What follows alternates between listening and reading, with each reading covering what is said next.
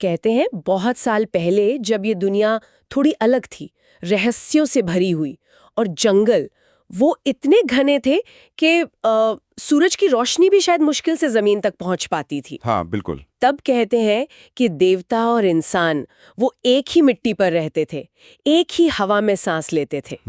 और वहीं उसी रहस्यमय माहौल में जन्म हुआ कंतारा की कहानी का। हाँ। तो आज हम इसी कंतारा पर बात करेंगे, मतलब इस नाम के पीछे जो जंगल है, उसकी आत्मा और उससे जुड़ी जो इंसानी कहानी है, उसकी गहराइयों में उतरने की कोशिश करेंगे। बिल्कुल। हमारे पास इसके लिए एक वॉइस ओवर स्क्रिप्ट का अंश है जो फिल्म के जो भावनात्मक और सांस्कृतिक पहलू है उन्हें पकड़ने की कोशिश करता है। हाँ, और वो जो स्क्रिप्ट है वो असल में सिर्फ कहानी नहीं बताती, वो हमें सीधे तुलुनाडु ले जाती है, उस माहौल में जहाँ की हवा में, पानी में, मिट्टी में मतलब आस्था घुली हुई है। अच्छा। वो दिखाती है कि कैसे जंगल सिर्फ पेड़ पौधे नहीं है, बल्कि एक जीती जागती इकाई है, देवताओं का घर है।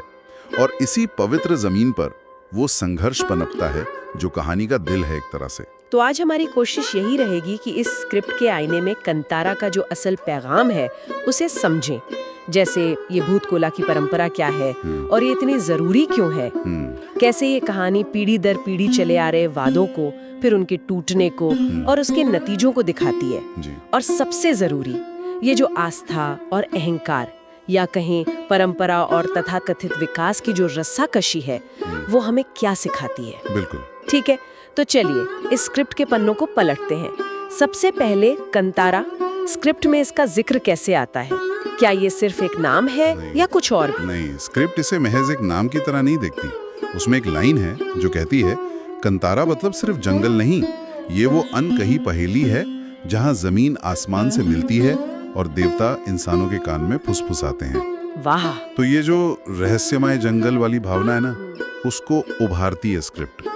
यह हमें दक्षिण भारत के तटीय इलाके तुलुनाडु की उस खास दुनिया में ले जाती है। स्क्रिप्ट इस बात पे भी जोर देती है कि वहाँ के लोगों के लिए जमीन सिर्फ जमीन नहीं है, वो माँ है। माँ है, हाँ। पानी सिर्फ पानी नहीं, जीवन का स्रोत है। हवा सिर्फ सांस नहीं, देवताओं का आशीर्वाद। ये जो पवित्रता की भावना है ना, यही कहानी की नींव है असल में। और इसी पवित्रता की भावना से जुड़ी है वो भूतकोला परंपरा, जिसका जिक्र स्क्रिप्ट में बहुत जोरदार तरीके से है। हाँ बिल्कुल। स्क्रिप्ट उसे एक ऐसे अनुष्ठान की तरह दिखाती है जहाँ इंसान एक माध्यम बनता है और देवता वो अपनी उपस्थिति दर्ज कराते हैं, बोलते हैं। तो ये सिर्फ एक रिचुअल जैसा लगता है या इसका कहानी में और गहरा महत्व है? नहीं, ये सिर्फ रिचुअल नहीं है, ये तो क्या कहते हैं, एक संवाद का पुल है इंसानों और दैवीय शक्ति के बीच का।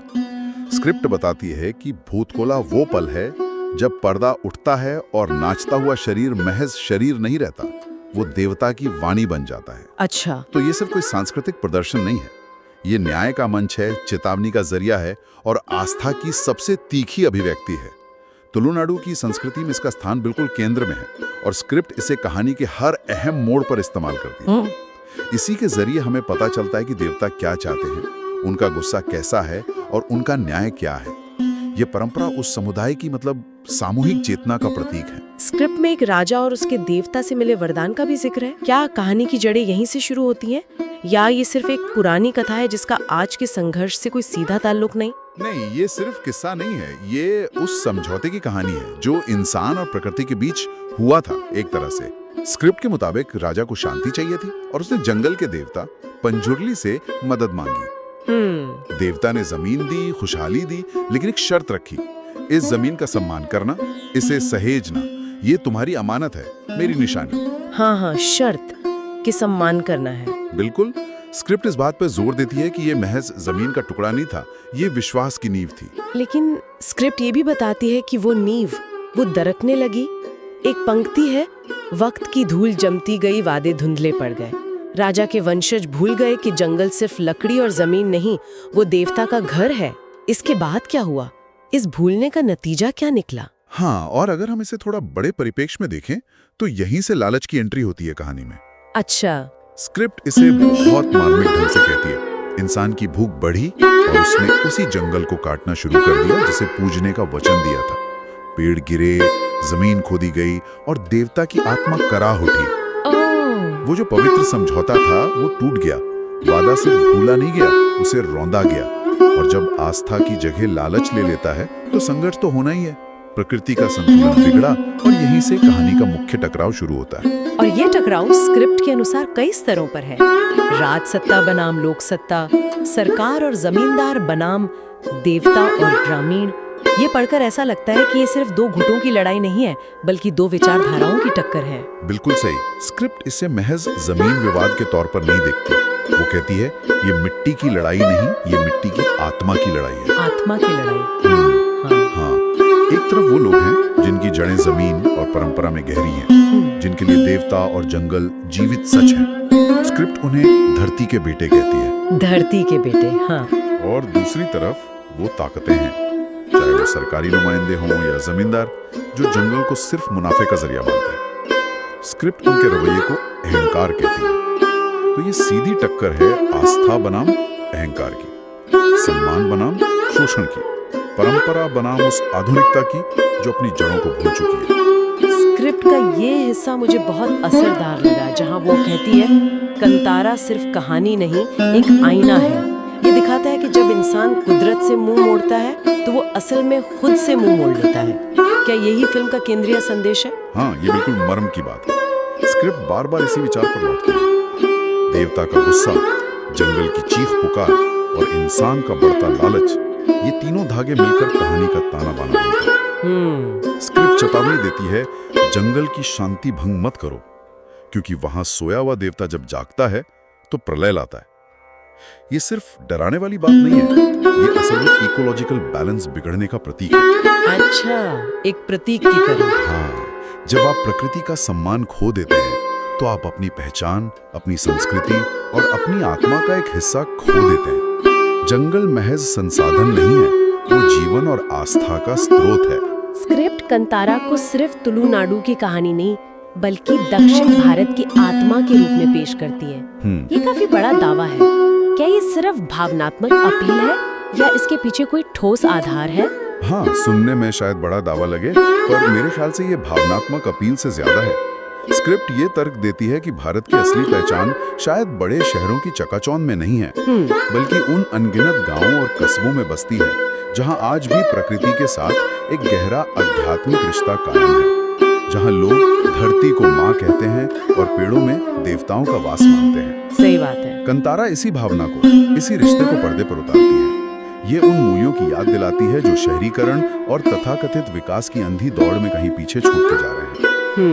इस मायने में ये सिर्फ एक क्षेत्र की नहीं, बल्कि भारत की उस गहरी सांस्कृतिक जड़ का प्रतिनिधित्व करती है जो प्रकृति के सम्मान पर आधारित है। तो क्या इसका मतलब ये है कि ये कहानी सिर्फ भारत तक ही सीमित है, या स्क्रिप्ट में कुछ ऐसा भी है जो इसे वैश्विक स्तर पर, मतलब ग्लोबली भी रेलेवेंट बनाता है? देखिए, स्क्रिप्ट भले ही तुलुनाडु की लोक कथा और भूतकोला पर आधारित हो, लेकिन इसका जो मूल संदेश है, प्रकृति, परंपरा और लालच के बीच का संघर्ष, वो तो यूनिवर्सल है। हाँ, ये तो है। स्क्रिप्ट की एक पंक्ति है, ये कहानी सिर्फ एक गांव की नहीं, हर उस इंसान की है जो अपनी जड़ों को बचाने के लिए लड़ रहा है। आप दुनिया भर में देखें, अमेज़न के जंगलों से लेकर आर्कटिक के समुदायों तक, जो स्थानीय और स्वदेशी लोग हैं, वो अपनी जमीन, अपनी संस्कृति और प्रकृति के साथ अपने सदियों पुराने रिश्तों को बचाने के लिए इसी तरह के संघर्ष कर रहे हैं। हाँ, बिल्कुल। कंतारा की कहानी उन सभी आवाजों के साथ कहीं न कहीं जुड़ती है। ये मानवीय लालच और उसके परिणामों का एक वैश्विक चित्रण है एक तरह से। और इस पूरी कहानी को इतने असरदार तरीके से पर्दे पर उतारने का श्रेय स्क्रिप्ट ऋषभ शेट्टी को देती है। उनके लेखन, निर्देशन और खासकर अभिनय का जिक्र बार बार आता है। हाँ, उनका काम तो कमाल का है और स्क्रिप्ट उनके योगदान को बिल्कुल रेखांकित करती है। सिर्फ लिखना या डायरेक्ट करना ही नहीं, बल्कि उस किरदार को जीना, खासकर वो भूतकोला के दृश्य में। हाँ, वो दृश्य तो स्क्रिप्ट कहती है, जब वो नाचता है तो वो ऋषभ शेट्टी नहीं रहता, वो गुलीगा बन जाता है, देवता का रौद्र रूप। भूतकोला के नृत्य की जो ऊर्जा है, उसकी आध्यात्मिकता, वो लोक संगीत का जादू और विश्वास की गहराई, इन सबको एक साथ प्रामाणिकता के साथ पेश करना बहुत बड़ी चुनौती थी। बिल्कुल।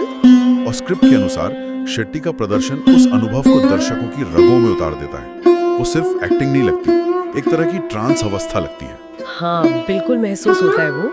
और अब कंतारा चैप्टर 1 की भी बात हो रही है। स्क्रिप्ट के अंत में इसका जिक्र आता है कि दुनिया एक बार फिर देखेगी देवता, जंगल और इंसान के बीच के उस अटूट रिश्ते को। क्या लगता है ये कहानी के प्रभाव को और बढ़ाएगा? निश्चित रूप से प्रीक्वल की घोषणा ने उत्सुकता तो बहुत बढ़ा दी है। स्क्रिप्ट का इशारा यही है कि ये हमें कहानी की शुरुआत में ले जाएगा, शायद उस समय जब राजा और देवता के बीच वो पहला समझौता हुआ था। अच्छा, ओरिजिन स्टोरी की तरह। हाँ बिल्कुल, ये हमें उन परिस्थितियों को समझने में मदद कर सकता है जिनकी वजह से बाद में ये संघर्ष पैदा हुआ। स्क्रिप्ट उम्मीद जताती है कि ये प्रीक्वल उस मूल संबंध की जटिलताओं और पवित्रता को और गहराई से उजागर करेगा।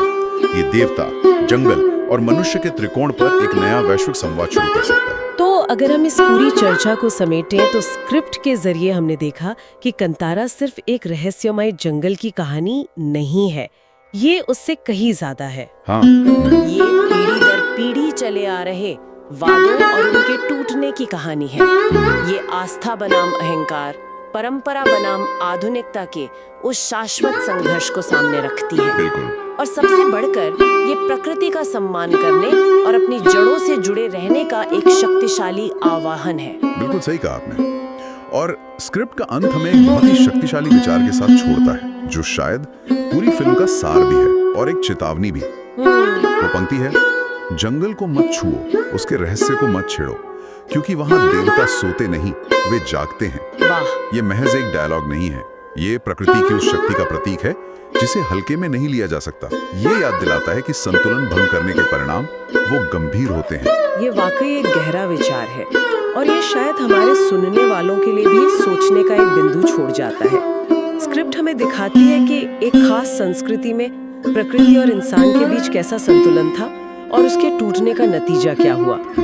तो आज के दौर में अलग अलग समाजों और संस्कृतियों में इंसान की जो बढ़ती जरूरतें हैं और प्रकृति की अपनी सीमाएं हैं या कहें उसकी पवित्रता है, उसके बीच ये संतुलन कैसे खोजा जा सकता है?